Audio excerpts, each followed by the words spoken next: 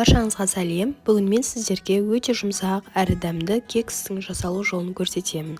Менің парақшама тіркеліп, лайк басуды ұмытпаңыздар. Жасалу жолына қажетті заттарды описание бөлімінен қарасаңыздар болады.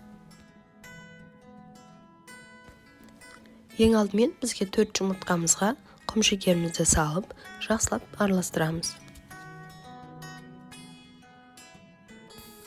Келесі кезекте ертілген сары май немесе маргаринімізді құямыз. Бөлме температурасындағы сүтімізді қосамыз.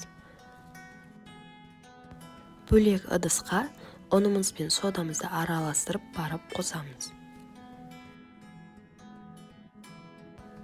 Бізде қою масса пайда болады. Оны мен 2 бөлікке бөлетін боламын. Бір бөлігін ақ күйінде пісіремін, екінші бөлігіне какао қосып шоколадный қылып пісіремін. Сізде массамызды 2 бөлікке бөліп, 2 түрлі кекс жасасаңыз болады, немесе жай ғана осы күйінде қалдырсаңыз да болады.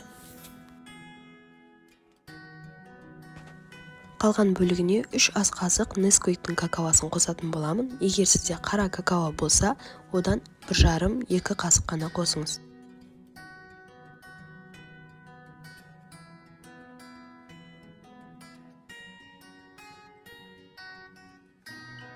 Біздің бірінші кексіміз дайын болды.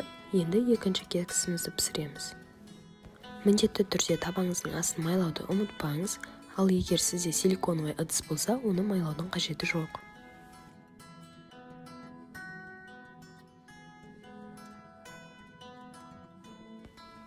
Қалған екінші бөлігін табамызға құйып, 150-180 градуста жарты сағатта пісіретін боламыз.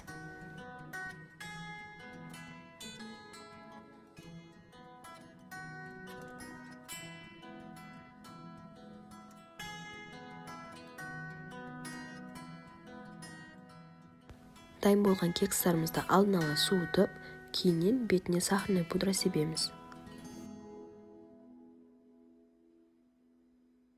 Кекстарымыз өте жұмсақ әрі өте дәмді болып шықты. Сіздерге де жасап көруге кеңес беремін. Міндетті түрде жасап көріңіздер. Менімен бірге видеоның соңына дейін болғандарыңыз үшін рахмет.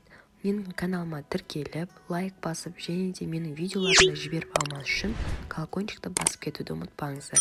Сіздермен бірге болған Мариям Нұрболат.